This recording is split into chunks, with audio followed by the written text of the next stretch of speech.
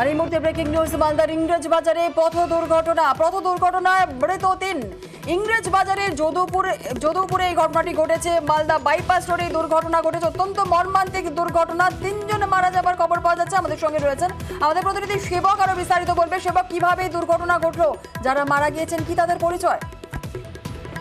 একদম দিনেরবেলা দেখো, ভয়াবহ এবং মর্মান্তিক দুর্ঘটনা মালদহের ইংরেজ বাজারের যে মালদা বাইপাস 34 নম্বর জাতীয় সড়কের এইখানে এই দুর্ঘটনা ঘটে। একটি 4 চাকার গাড়িতে করে কয়েকজন যাচ্ছিলেন।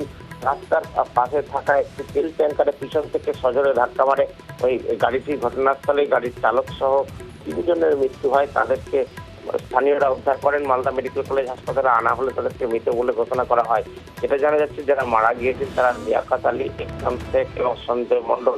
এরা মালদায় মোথাবাড়ি থানার শ্রীরামপুর, গঙ্গাপ্রসাদ, রাজবাড়ি এই 3টি এলাকার বাসিন্দা।